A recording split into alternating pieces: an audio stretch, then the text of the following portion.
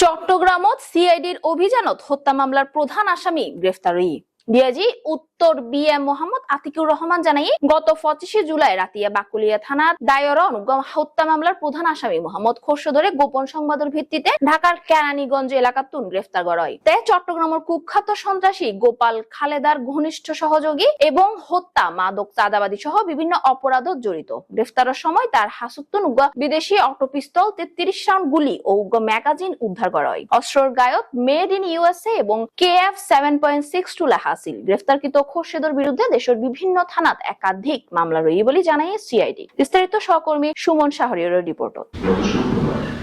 বাকুলিয়া থানা এলাকায় হচ্ছে আপনার আরাকান রোড, বাকুলিয়া থানাতে আরাকান রোড এলাকায় মাদক ব্যবসা কেন্দ্র করে একজন ব্যক্তি গুলিবিদ্ধ এবং পরবর্তীতে তিনি মারা যান। সেই মামলার একজন আসামি, আমরা একটা তথ্য পাই যে সেই মামলার একজন আসামি এরকম একটা জায়গায় অবস্থান করতেছেন। তো তাকে আমরা আসামি হিসেবে, হত্যা মামলার আসামি হিসেবে তাকে আমরা ধরতে চাই। ধরতে গিয়ে তার সাথে আমরা একটা বিদেশি পিস্তল এবং বিদ্যুৎগুলি, যার বিদ্যুৎগুলি আপনার চেম্বারে ছিল, কাজ করা অবস্থায় চেম্বারে ছিল, একটা ছিল ভ্যাকসিন, সেটা আমরা উদ্ধার করে তাকে প্রাথমিক জিজ্ঞাসাবাদ করলেন।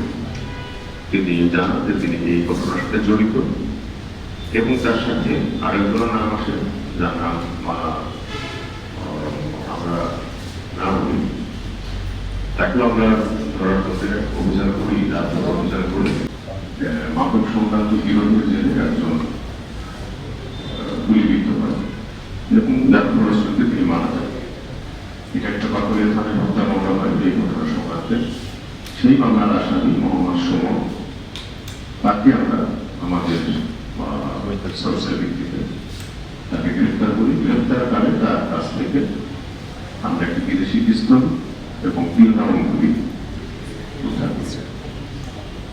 আমাদের কাছে এখন পর্যন্ত সে যেটা স্বীকার করেছে, সে তার একজন সহযোগীর নির্দেশে সে ভিকটিমকে ডাকে, একটা জায়গা থেকে ডেকে নিয়ে আসে, কথা বলার কথা বলে আনার পরে তারা দুইজনে মিলে তাকে শুট করে।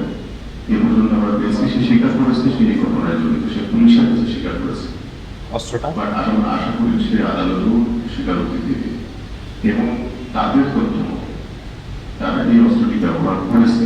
তবে ফরেনসিক টেস্ট করলে বোঝা যাবে যে এক্স্যাক্টলি এই অস্ত্রটাই তারা ব্যবহার করেছে কিনা। আমার 3 জন আসামি ওই ঘটনায় গ্রেফতার করেছে, আর বাকি 2 জন যারা 2টা গ্রুপের লিডার, তাদেরকে আমরা লেগে আছি। আশা করি এটা করতে পারবো, ধরতে পারবো। তো অস্ত্রের উৎস যেটা বললেন, এটা আসলে খুবই আনআইডেন্টিফাইড। যেটা একটা কোর্ট সিটি এবং অনেক বড় একটা শহর, আপনি জানেন এখানে বিভিন্ন ধরনের ক্যারেক্টার বসবাস করে। তো অস্ত্র এক্স্যাক্টলি কোন সোর্স থেকে তারা পাচ্ছে সেইটা বলা খুব ডিফিকাল্ট, এখনো বলা যাচ্ছে না। তবে আমাদের অবৈধ অস্ত্র যাতে শহরে না থাকে এবং আমরা যেন যথাযথ অবৈধ অস্ত্র ব্যবহার করতে না হয়, এই ব্যাপারে আমরা সার্বক্ষণিকভাবে তৎপর আছি। কিভাবে এটাকে ডিটেইন করা যায় বা কিভাবে এই অস্ত্রগুলোকে আইনের আওতায়